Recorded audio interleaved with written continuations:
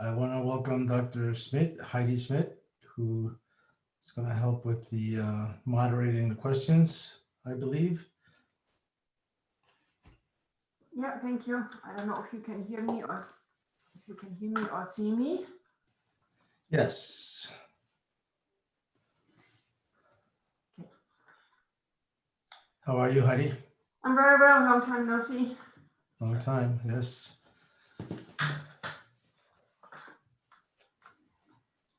Now, next, in the future, we're going to have to say long time no Zoom.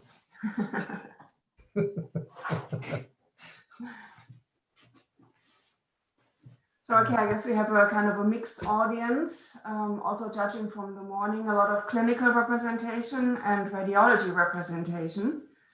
Mm-hmm. And I think this is a little bit what the session is about. What kind of clinical information is needed and how can we provide that? So what's the best way to communicate? Exactly. Hi, Rick Avila has joined us. Hello, Rick. Hi there.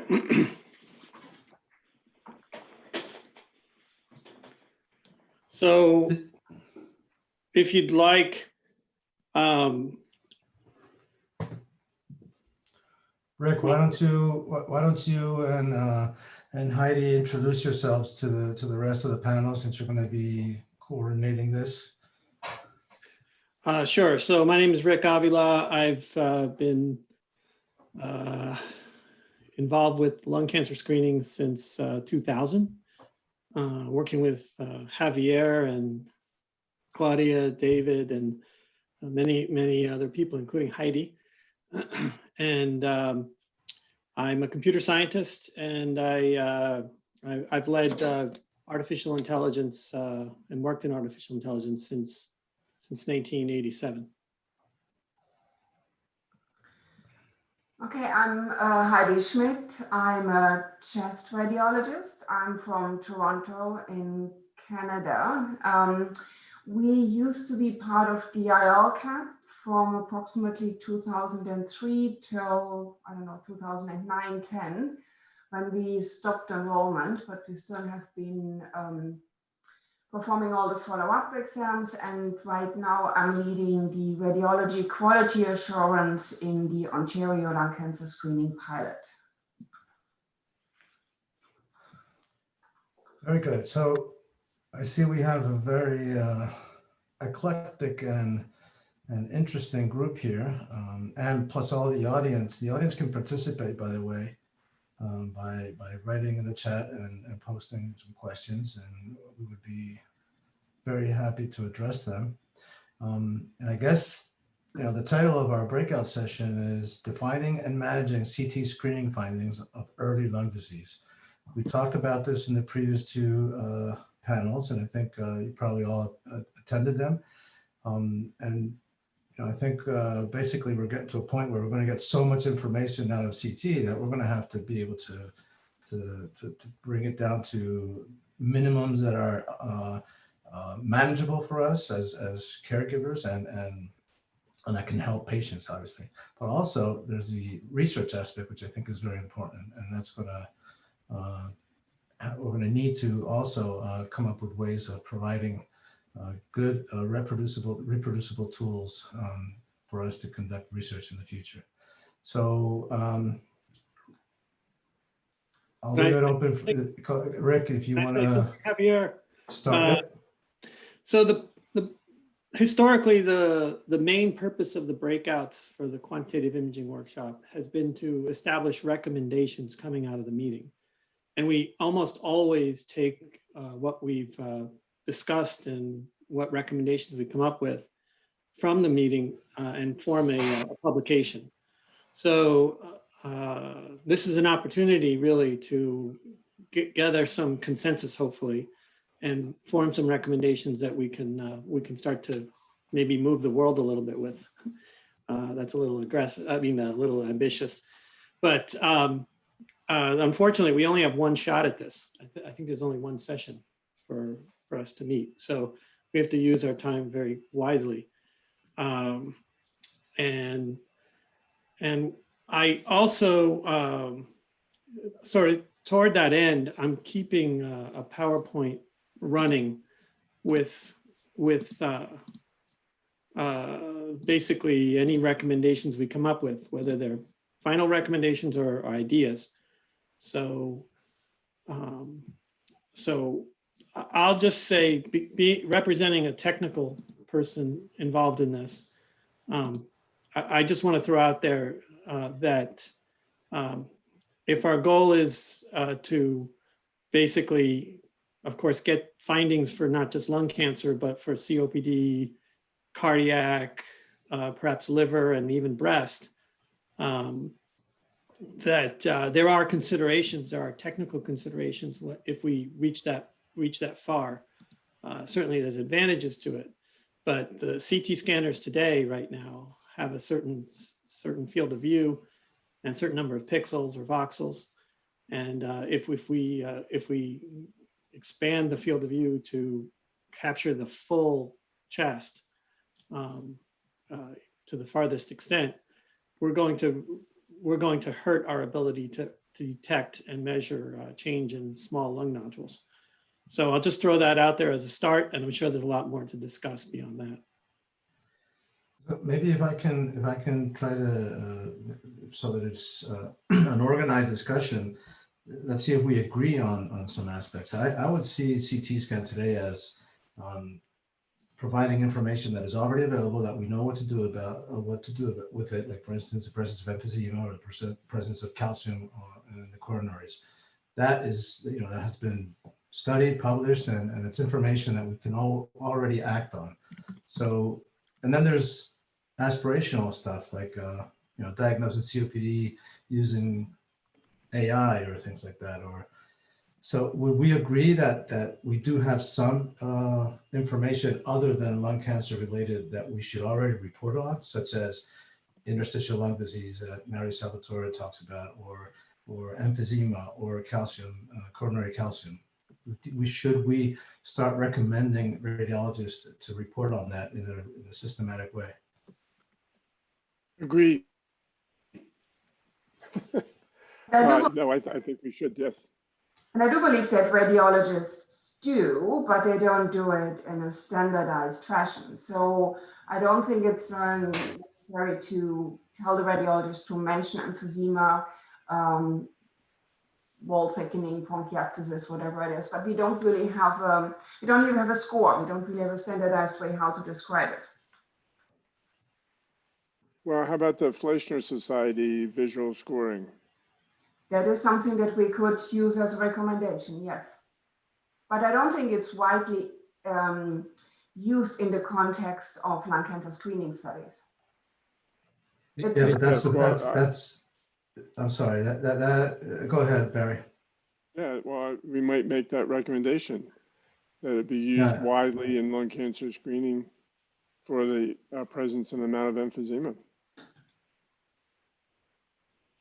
Javier, this is Al. I agree with you that we know what to do with some of the information we get, but I think where I'm having a hard time moving the needle is how do we convince the primary care physicians who see the bulk of these undiagnosed COPD patients, who send most of their patients for lung cancer screening, they're the ones sending a lot of it. Is there enough information to let them start moving the needle on what they do when they get this information back? I think physicians driven by habit and data. And do we have enough information for them to start taking this seriously when they see emphysema being noted on a CT screening study?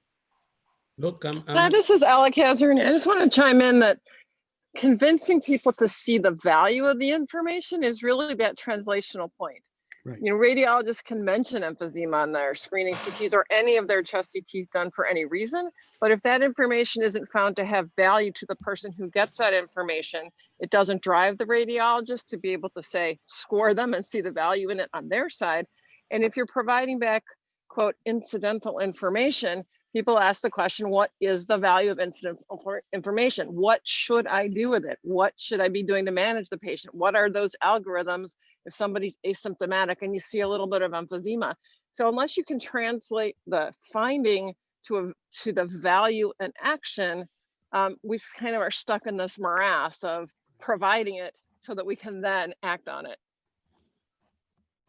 Yeah, I think there's also a additional ramification for this. At least in Pennsylvania, there's a state law for incidental findings that have to be reported to the ordering physician and to the patient within 48 hours of the test being performed for any diagnostic imaging. So if we're going to label things as incidental findings, we have to be sure that it's truly something that's actionable for the physician as well as the patient.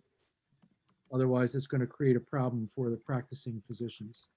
Yeah, and I think the intention of the Pennsylvania law was for incidental, clinically significant or potentially significant. We see all sorts of noise on a CT scan. There's degenerative changes in the spine. There's so many things that we see that aren't actionable, that don't have a downstream consequence.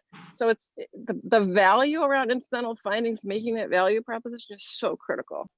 Yeah. All right. One question to the panel is that we have been focusing on healthcare delivery. I mean, how we can use imaging and quantitative imaging to empower improvements in healthcare delivery. But the other side of this coin is also patient engagement, no? And I think Lee touched upon that with the report. I know Milan and others are also looking at how they can use quantitative imaging to create the reports for smoking cessation. Is there an opportunity there? Is this kind of a much easier lower entry point to deploy these techniques until we somehow realize all the evidence that we need, as Dr. Shelley was suggesting, all the standardization thresholds, all the outcome findings that we need to have? Is this something that we could somehow agree upon and really create a recommendation rather than shooting for the moon? That is ideal, no? But for that we need therapies, we need well accepted thresholds, we need highly protocolized maybe systems, we need also the whole healthcare, I guess, system to be rearranged, if you will. Yeah, I would like to back that up. I think, Ricardo, I do not know you personally. And however, before we try to see what we tell clinicians, I think what we have to do is establish that relationship between what we find in the academics to a clinical application. Right. So in my opinion, rather than give recommendations to clinicians, I think at this stage of what we know, what we should do is say, if you find this on a CT scan, can we as a group propose an implementation trial that affects the outcome by intervening? For example, if we have this CT artificial intelligence diagnosis of COPD, does intervention of smoking cessation result in a higher incidence when you provide them with this information? That to me would be the way to apply this, rather than say, no, send them to a pulmonologist, because we don't know. So yeah, let me clarify. Let me just clarify real quick. The recommendations coming from this meeting are not recommendations to physicians out in the field trying to measure things. They're recommendations for the field. What should we do? Should we build bigger databases? Should we, if we want to make a difference here? I just want to make clear that our recommendations can be much broader than a narrow sort of clinical recommendation. So then I go back to this. If we have an algorithm that really proves that you can diagnose COPD without a spirometry, to me, using that as a tool to either convince people to get vaccinated, to convince people to stop smoking, would be low-hanging fruits that will prove that this is very useful. And this could be done with a group of individuals, many of whom are sitting here attending this conference in their centers. You could extend it to pharmacotherapy and whatnot, but that's a much more complex and less healthy in terms of national and public health. But to me, that would be the biggest contribution we can make.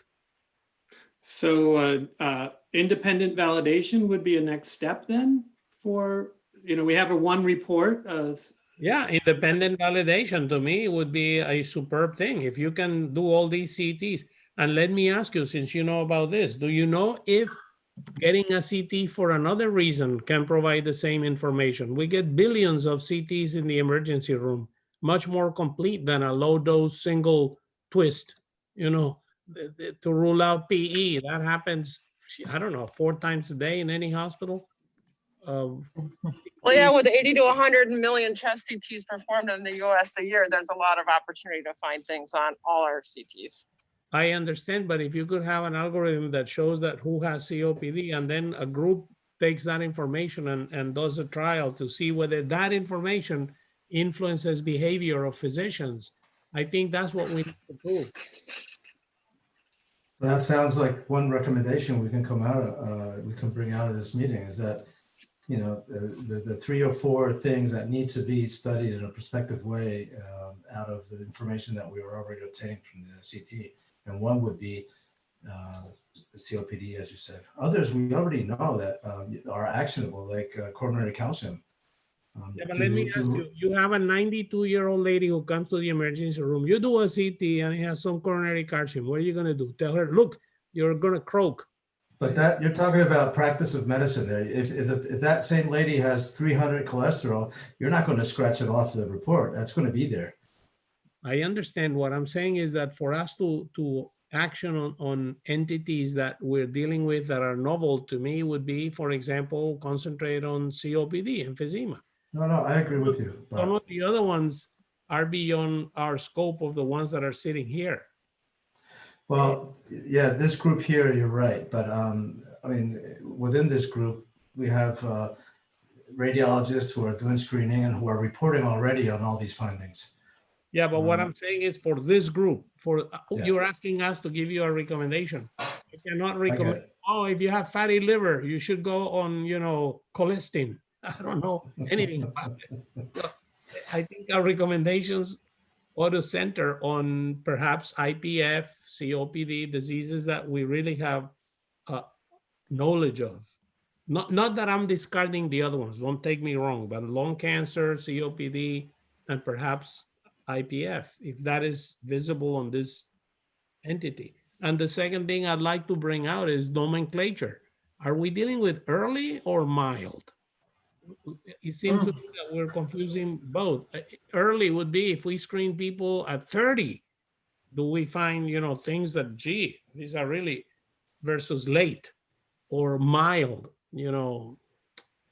I think we ought to, as a group, in my opinion, we ought to come up with a definition of early and mild. We need a Sesame Street session here. With ILD, when you read, go ahead. when you read a chest CT, you can't tell if it's early if you don't have anything temporal. All you can do is describe its severity. Okay, that would be mild, moderate, and severe, not early. And all right, I don't know why you're... That's the nomenclature, and I suggest that there has to be some sort of an agreement on the nomenclature to be used for report of those diseases that we're dealing with, COPD, for example, or IPF. Those are the ones, or lung cancer. Yeah, we're most interested in lung disease in this panel and consortium and workshop, but you know, I still wouldn't exclude coronary artery disease. The point you made about the age of the patient with coronary calcium, you could say the same thing about the age of the patient with emphysema. You have a 90-year-old who's got a lot of emphysema. Wow, do I really care? I do. You know, if a lady comes into me at 90 and has an FE1 of 60% predicted and is otherwise functional, I don't go and tell her you have moderate COPD. I hug her and kiss her and you're doing the same thing. So I think nomenclature is very important for the clinician. You know, you've done it for nodules, the size. So that would be a recommendation that I would suggest that the group adopt, some sort of a nomenclature. If you validate that this CAT scan can diagnose COPD, then, you know, is it early or late, or is it mild, moderate, and severe that we're diagnosing? I think on CT scan, it's just mild, moderate, severe, right? Yeah, but again. I mean, I think the so I guess how do you uses the term advanced destructive. So I think the real question everybody's trying to get to is how do you provide the value of information around something that nobody asked for? So fundamentally, we can find all these things, we can report these things, but we can also study these things. We implemented a tool that looks for emphysema on every chest CT we do. We've been doing it for 3 years. Every chest, cardiac CT, SPECT CT, PET CT, to measure lung volumes and detect emphysema. We never stopped to look and see if it impacted what people were doing downstream. We just put it in place and have been using it. But you can clearly study this. You could study it with different models. You can look at practices that aren't using it. You can look at groups of practices that are just providing the information and see if anything happens. And you can look at practices that you're providing the information with recommendations to follow as well, and see if anything happens to patients, which is ultimately the value that people are looking for. Does it impact their outcomes, their morbidity and mortality? Agree. And in addition, we are doing not very well in quantification for follow-up. So how do we reliably say whether it's progressing or not? It's all very qualitative still, definitely if we talk about mild, moderate, or severe.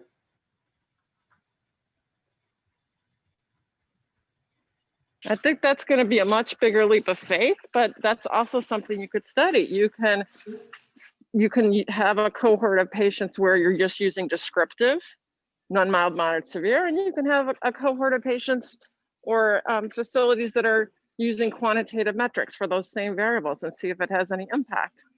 Again, we think it should have impact, but if we don't study it and can't prove it, people are busy. They're not going to invest in the time to do these things.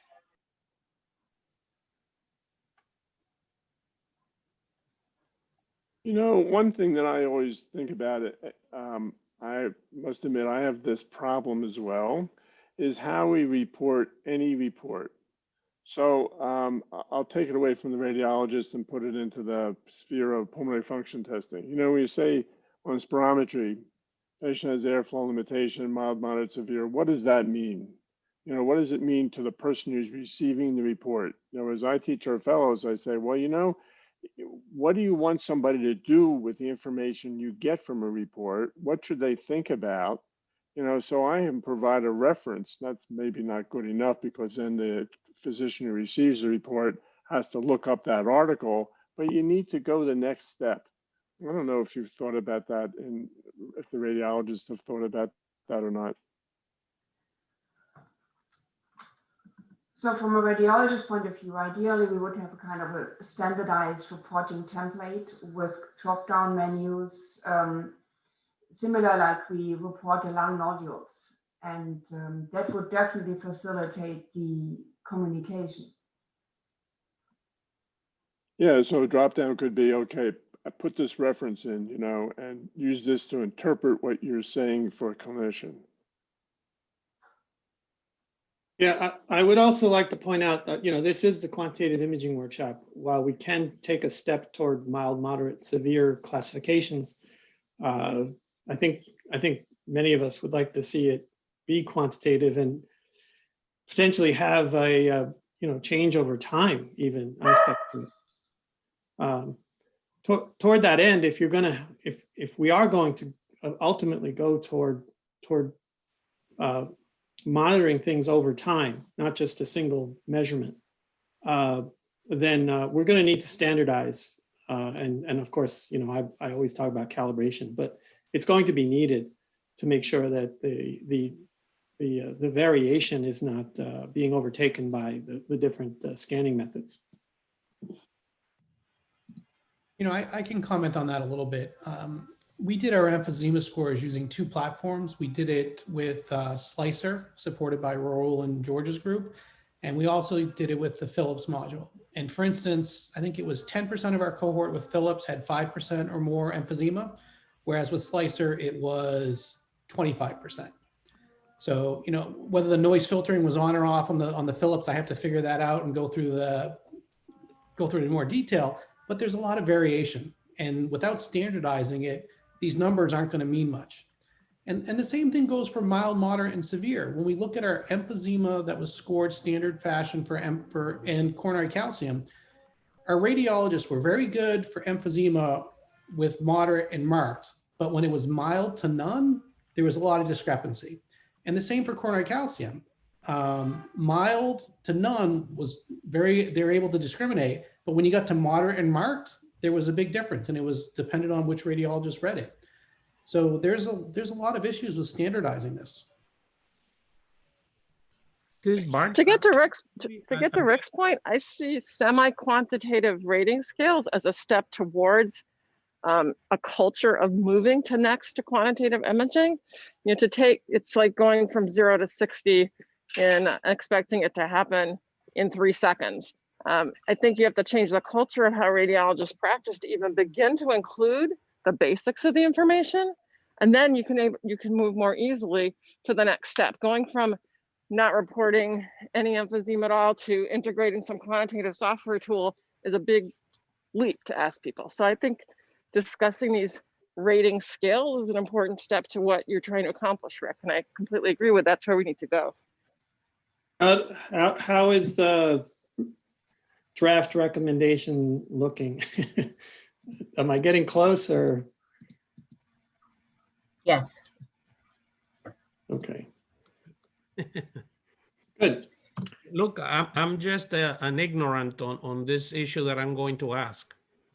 Why can't we establish standards that companies must meet when they evaluate their algorithms? I mean, this is done for PFTs, for a lot of tests. You know, societies describe a methodology and say, this is what we require for that to be approved. And then it's either approved by the society or not. And we don't take into account on any studies that do not meet those standards. So you've just now described the RSNA's QIBA organization, the Quantitative Imaging Biomarker Alliance. And we do have a profile, what we call profiles for lung density. And there's many people on this call involved in that, and also lung nodule. So one path we could take, I'm not saying that has to be the way to go, but one path we could take is to establish additional profiles or a combined profile through the QIBA process. And we can send people out the QIBA profile so they get a sense of what they're about. For example, for PFT equipment, you know, everybody wants to buy an equipment that fits the American Thoracic Society, European Thoracic Society guidelines for that particular test. Nobody buys an equipment that doesn't fit those because, you know, they won't either get their papers published or their data acknowledged. To me, that'd be a very important step. Otherwise, you'll be reporting different things to different people with different thresholds. Absolutely.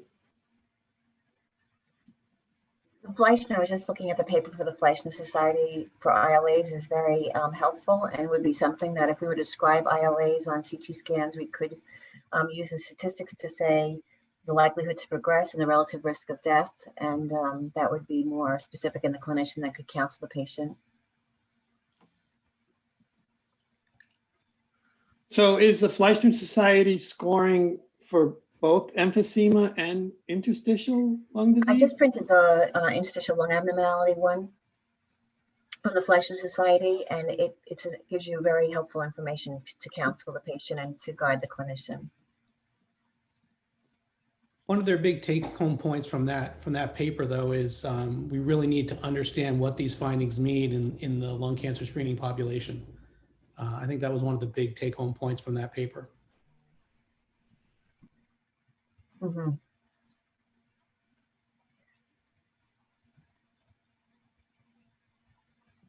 And I think it's a good opportunity to acknowledge some of the comments in the chat. Dr. Charles Hatt says we have to be careful with using quantitative imaging for smoke and cessation.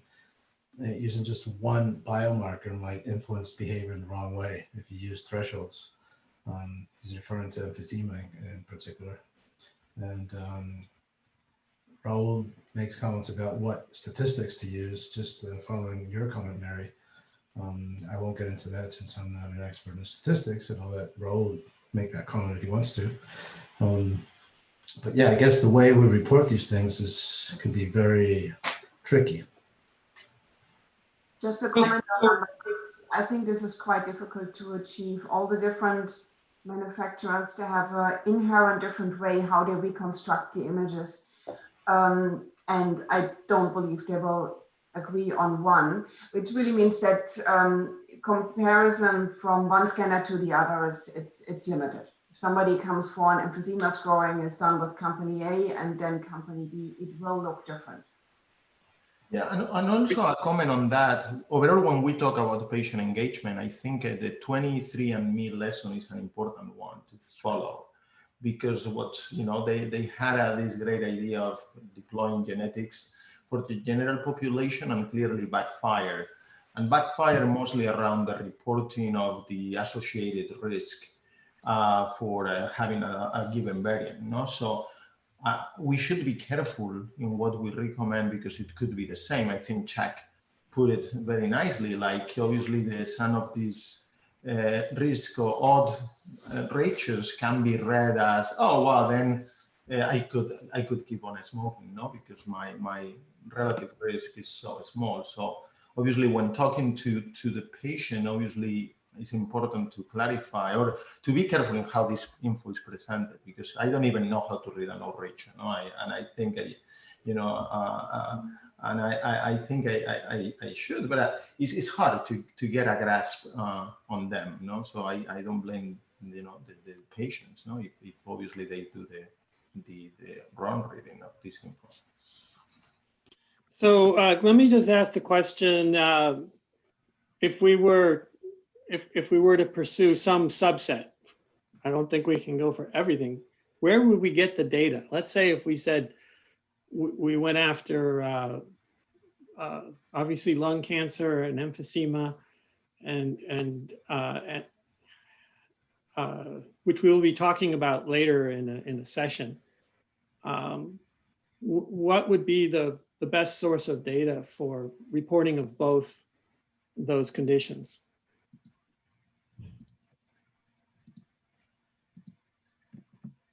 I guess. Can you clarify what you mean by source of data and intention of the use of the data?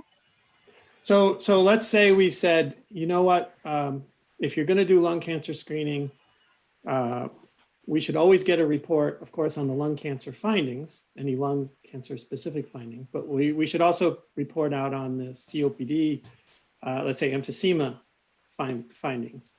So if we wanted to validate that doing that was a good idea, and do at least or develop algorithms with data sets that came through lung cancer screening and basically used potentially a common protocol, where would we get the data for that? Is it already existing in the lung cancer screening world? We already have the emphysema scoring information that we need. Does anybody have any comments on that? Do we need to address that? Well, I think there are cohorts out there, and ours is one of them that has that have the data. We have lung cancer, thousands of lung cancer screening patients with spirometry and with CT scan data. Lee has an even larger cohort, and Dr. Lamb, who's on the call, also has a cohort. So I think the data is out there. It's a matter of getting together and setting up a consortium to study this. So is that a recommendation? I would think so. So are we talking about retrospective data without any structured way of communicating it, or studying the way data is reported actually impacts whether something or not is done with it, versus information that's collected in different ways that may not be intentionally directed at action? I would think we would start with a retrospective data set. Anybody agree, disagree? I think that's valuable for hypothesis generating, but I tend to agree. I think what Ella's saying is a prospective collection that shows that new information is discovered that results in a change of therapy would be, I think, would get people's attention that it's a clinically meaningful new information source that results in directing therapy. Well, if we go prospective, then we have the opportunity to do some quality control on the on the imaging and the spirometry, I'm sure too. Right. And Rick, one thing to go on this path, Yeah, I'm thinking a lot of what Ella mentioned about data overuse and it becomes destructive. You know, we can measure the curvature of the free wall of the RV on a scan, but you know, we quickly lose people in the noise. So I think we have to have we have to prioritize the list, right? Do we start with emphysema and then say step 2 is you know, interstitial change, or how do we do this? Because if we just start reporting stuff all over the place, I can't imagine anyone engaging with that. Sure. Well, I go back to a basic concept. I think if we're going to do that, you got to then think about implementing some sort of an intervention to show that that has applicability, clinical applicability. You don't want to overload the guy who's sitting there on a 15-minute visit with 1 billion diagnoses for which he has no real idea what to do with it. So frankly, that's what radiologists are currently doing now. We report lots of incidental findings which overload our referring physician base. I know. And that's current state. I know. We're victims of it. We're victims of it. Yes. So the point is that the greatest contribution we can make as a group is to direct individuals who may be interested in researching this and doing research on specific entities where we can have an impact. Otherwise, you're going to report so many things as your CT gets better and better and better that, you know, it's clinical. It's like email overload. Okay. So just to review, this was our first set of recommendations. We have 6 of them here. I won't repeat them. And we just came up with this 7th one. We could continue to, well, actually, I think it's time now to start to determine which of these are the ones we want to go with as a group, and then any further refinements. So I personally, I'll just say it right here. I kind of like this last one because it's achievable thing, especially when you have the right people like we do on the line engaged. But that's my vote. So which of these is of interest to others, or does anybody want to lobby for one or more? This is Al. Can we go to the next slide? That last one, I agree. I like that a lot. Can we just define a little bit better what we're going to look at in those prospective studies? Are we going to look at the intervention that leads to quality of life changes, or looking at mortality changes, looking at CT scan changes, which I think are not clinically important at that stage? But I'd like to know what we're going to look at that makes a difference clinically so the physicians decide that they want to act on it when they see this data. So I like the idea of looking at retrospective data, which I think the word that was used with hypothesis generating, which lays the potential for what is in there that could be useful. But I also like the idea of doing a prospective assessment using, there's different ways a trial could be designed based on just the way radiologists report now versus structured reporting versus quantitative information versus providing feedback. So there's a lot in those different groupings, but they're just studying the different ways the information is provided and seeing if action actually happens. That's like an intermediate step. The long-term step, of course, is public health outcomes, better health. That's a longer term outcome. And I think to start along that pathway, you have to start with intermediate outcomes, as in, was something done? People have studied if you put calcium information in your report, does it change the medication somebody's on to manage their cholesterol, for example? So I think you can start with an intermediate outcome at just, did something happen? Did PFTs get done for the first time? Did they send somebody to the cardiologist? Whatever those outcomes are, before you can get to the outcomes component, which is going to take a lot larger cohort of people to prove and a lot longer. One cohort is the retrospective one and one cohort is the prospective one with the new improved recommendations, or would you just say observations, or would you have recommendations and observations? You could have a retrospective cohort to see what what's happened after radiologists do those reports, but it might be more challenging to get that information. But you could certainly try and get that baseline, some of that baseline information, but you won't have the comparison to see the delta in a scientific manner unless you do a prospective parallel. So I think the major symptoms that people have based on LDCT who are defined with having COPD or emphysema that wasn't known before is that their symptoms are mainly cough and dyspnea. So if you could even add to the prospective collecting patient-reported outcomes in terms of those symptoms, and that led the physician to do, based on the information from the LDCT, to change either pharmacologic or add non-pharmacologic therapy or both, such as oxygen or rehab, plus, giving them change in bronchodilators, that you could measure the change in the PRO and show that it made a relevant, important difference. I mean, it would be exploratory. It doesn't have to be definite, but if you're going to do some prospective study, you could at least start to gauge what the impact on a clinical outcome would be that's meaningful.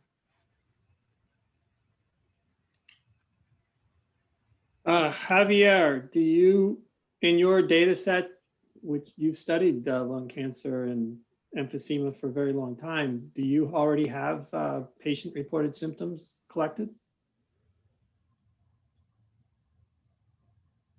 Did we lose Javier? Sorry, I was muted. Not in a systematic way, no. No, not yet. Okay. So let me mention a couple of comments from the chat. Audrey Cho says, don't forget about financial burden in prospective studies. That's important. And what about phenotyping, COPD based on airways disease versus emphysema? I mean, that's something that can be done retrospectively, I think, and set this, the stage for a prospective study as well. It talks about including mycobacterial infection cases in the data collection. I'll leave that open. Look, I will expand on the proposal, which I find very interesting. If your capacity to diagnose COPD with the CT exists, and if within that you can grade the severity and match it with the goal recommendations, then perhaps, and I very much like the idea on the prospective study, you could then identify those patients and include a recommendation for spirometry. And then the outcome would be how many of those where the recommendation was given versus those where it was not, was the spirometry implemented. To me, that would be an intermediate study that is doable. You have the tools and it would align with international guidelines. And it's a relatively simple outcome to measure. I actually have a population of clinics that might help with this. So, most people don't know about the practice-based research networks. We're working with actually 7 of them on a questionnaire to validate it in primary care, and they would love to do this kind of study. So I think the infrastructure exists in certain places to be able to do studies like this. Yeah, I also want to point out, you all may have heard of the VA PALS project, which is a US VA major initiative at the US Department of Veterans Affairs, where we're taking the actually the LCAP, the ILCAP lung cancer management system. But we have in that, if you've ever worked with it, there's a number of forms that describe what's seen on the CT, including emphysema and other things. So it's possible using the VA, which will have at least 10, I think right now we're shooting for 15 sites and we're deploying right now. We could actually get some data on that fairly quickly, including CT information. So it's possible that the VA could be involved as well. I think one other thing we need to make sure we don't lose sight of is that sometimes the diagnosis is already known. And if we believe that only half of half of patients with COPD have that diagnosis and the other half in this country don't. Just because we see it with CT doesn't mean it changes what's already, because in many cases, the information may be already known. Patients coming for lung cancer screening CT, given their age and their risk for cardiovascular disease, many of them are already being managed appropriately for cardiovascular disease risk factors. So also knowing the baseline state to understand the delta, and we can't assume that everything we find in imaging, report, quantify, make recommendations for hasn't already been managed or isn't already being managed and is known.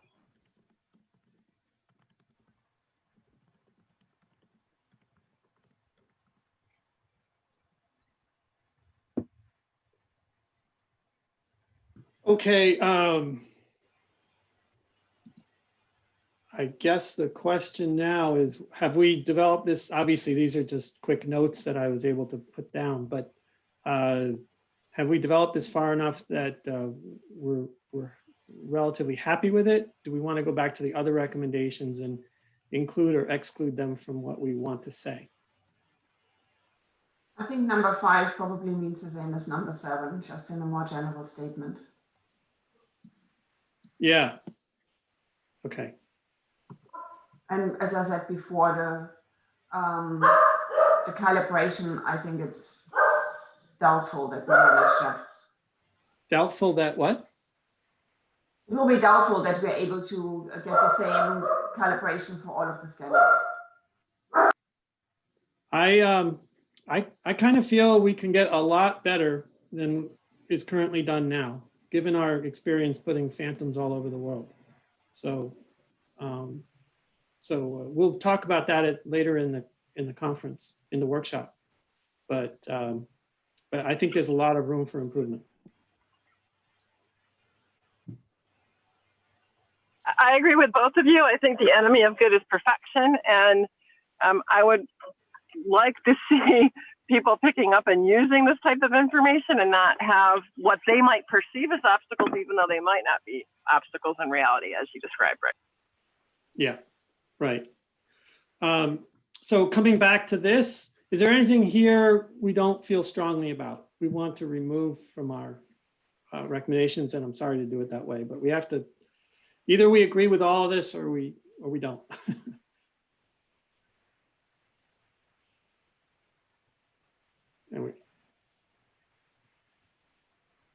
Perhaps, again, we can start to wrap things into other recommendations, like establishing a standard nomenclature can start to happen once we start to pool data, right?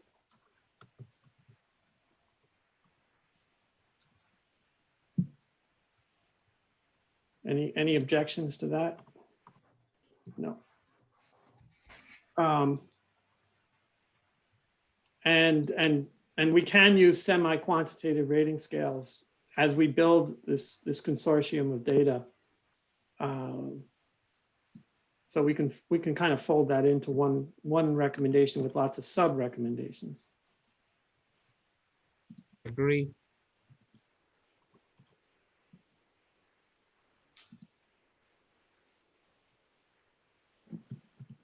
And the whole point of independently validating will be met by collecting that data and doing the studies.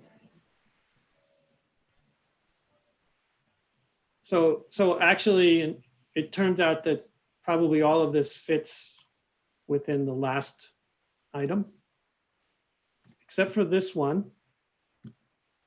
I don't know anything about the Fleischmann Society scoring methods. So someone will have to help out here and say whether or not that fits into the.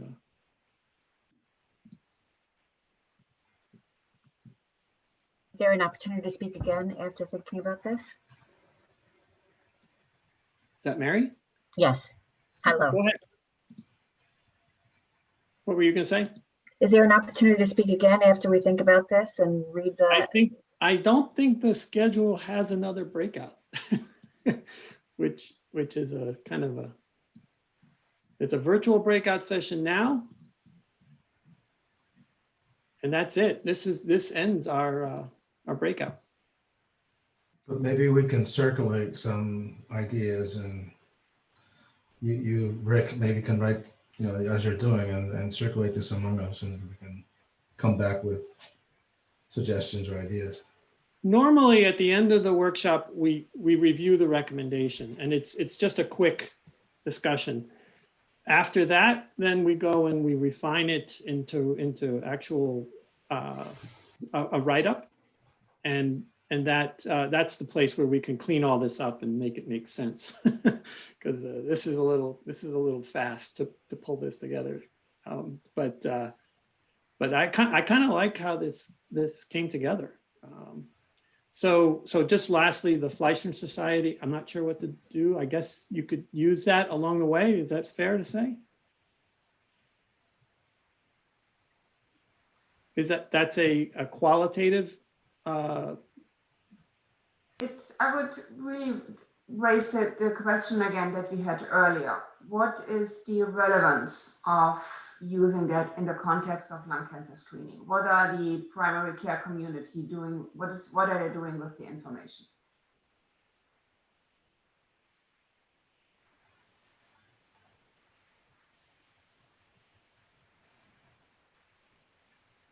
Well, I think we have to.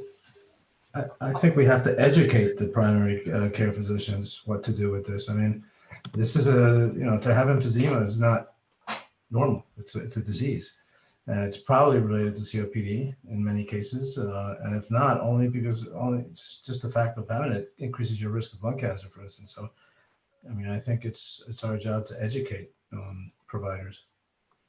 Yeah, I guess on the Fleischmann comment that David made, I think is probably what will be an interesting recommendation is that both quantitative and qualitative assessment of CT is showing or can be shown to be effective within, or could be effective with the lung cancer screening sort of assessment of comorbid conditions.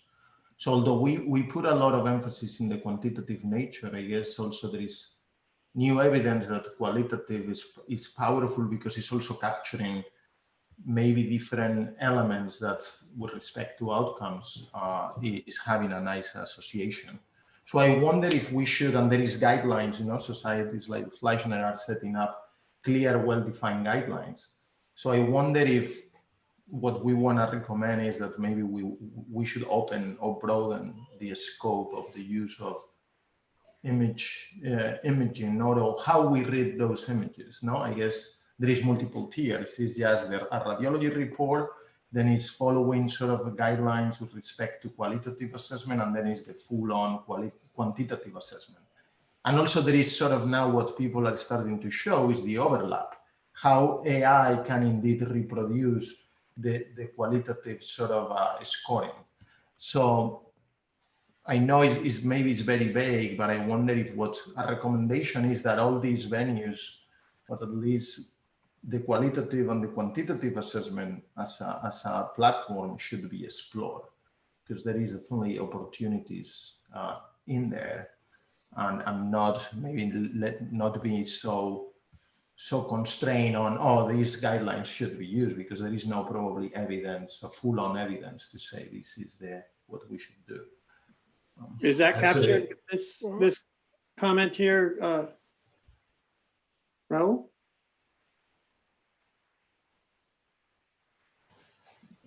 I think that is a fair statement.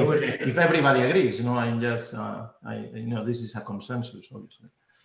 Yeah, I think, we're talking about aspirational and things we can do now. So a lot of this is aspirational. I think if we can do something now, we would use the Fleischmann Society qualitative assessment of severity.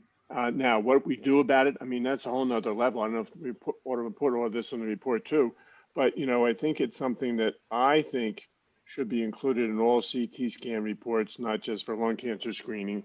And then we need to educate primary care physicians what it means as well. We certainly need to assess the outcomes, how important it is, are there better systems? But I think that's what we have today. And I think this system's been shown to be associated with mortality. So what would I like to see if somebody comes back to me on a CT scan, says you have moderate emphysema, and I didn't know about it? We can put a whole algorithm together about what to do. But first is, If I was a primary care physician, I'd say, what does this mean? I'd call my pulmonary consultant if I didn't know and ask them. And maybe this should be if the primary care physician doesn't know what this means, maybe this should be a consult to the pulmonary physician, and then they would learn what it means and be able to manage the next patient. I mean, that's whole process about, medical care in general. Plus, Bart go ahead, mentioned Lee. the prospective study. And what our data showed is that there's increased risk of hospitalization for a lot of these metrics, whether it's coronary calcium, actually liver density, emphysema scores. There's a threshold that we're going to find with the retrospective data to say these patients are increased risk for hospitalization. So from a societal standpoint, if we can identify that threshold, design a prospective study and prove that we can reduce hospitalization utilization, then there's a buy-in from society as to why this would be a benefit. We should think of it in terms of cost. If we can reduce overall healthcare costs, then this is something that would be really useful. And I think we can design those types of trials.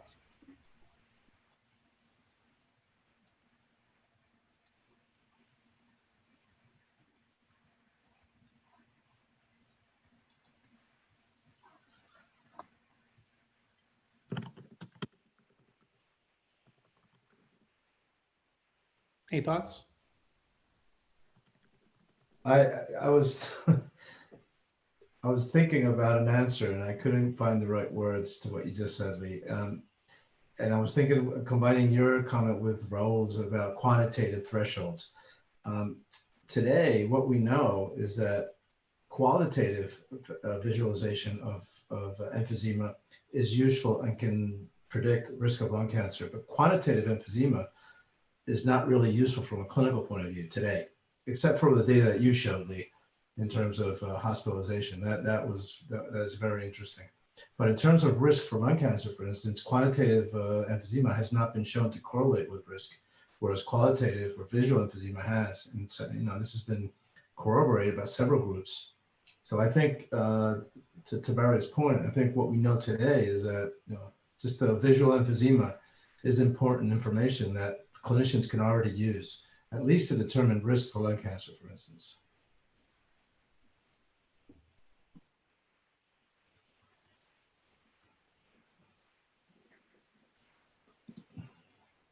And Rick, I wonder if we're reaching our time limit here.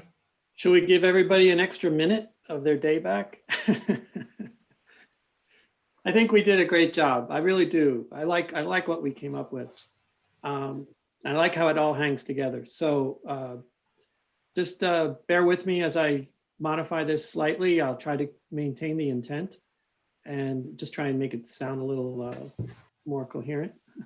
And we'll try and get something together, but I think we're done.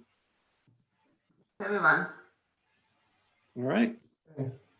Thank you so much, everyone. Thank you very much. Thank you, and I'll see you in the next session. Bye-bye.